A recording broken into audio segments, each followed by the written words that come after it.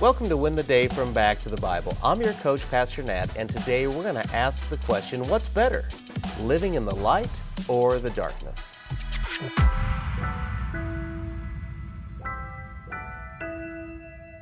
What's the difference between a dead apple tree and a living apple tree?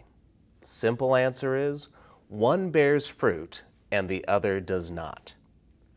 Knowing that, if I brought you into an orchard in early fall, would you be able to tell me which apple trees are alive or dead?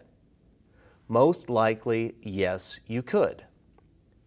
If we are able to tell the living from the dead, shouldn't we be able to do so with those who follow Jesus and those who don't? Jesus has the answer for us in John chapter 3, beginning in verse 20. For everyone who does wicked things hates the light, and does not come to the light, lest his work should be exposed. But whoever does what is true comes to the light, so that it may be clearly seen that his works have been carried out in God. Here in verses 20 and 21, Jesus is wrapping up a private conversation with Nicodemus, a religious authority who is curious about Jesus and his message. Jesus' message for Nicodemus is that salvation comes through himself and not by works or religion. And then, in the previous two verses, Jesus said, "Look, salvation is here, but most will reject it." They're not really ignorant. They aren't condemned because they don't know. They're condemned because they love their sin. They love the darkness more than they love the light. So Jesus continues here by saying, sinners hate me because I expose their sin. The world today rejects this gift because it saves them from self-destruction. They would rather stand condemned in the darkness than stand free in the light. And then in verse 21, Jesus helps us understand the difference between people who are trapped in the darkness and those who have come into the light. It comes down to works. Jesus says, it may be clearly seen that his works have been carried out in God.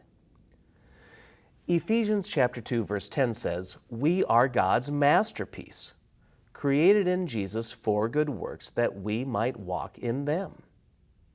James said also in James chapter 2, verse 17, so also faith by itself, if it does not have works, is dead.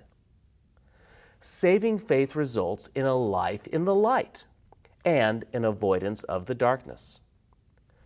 Pastor John MacArthur wrote this, believers hate their sin and love righteousness. They have nothing to hide, thus no reason to fear what the light will reveal. The genuine believer is one who practices the truth. Nicodemus was open to Jesus' message, and apparently, according to John chapter 7, he believed. So, what about you? Are you stuck in the darkness? I promise you, friend, the darkness is not safe. It will ultimately destroy you, your life, and your soul. Consider Jesus' offer of forgiveness and peace with God. All it takes is turning from the darkness of your sin and believing that Jesus is the only way to God. He is the light. Come to the light today. If you're a Christian and you've drifted toward the darkness, come back today. Confess and live in the light of Christ.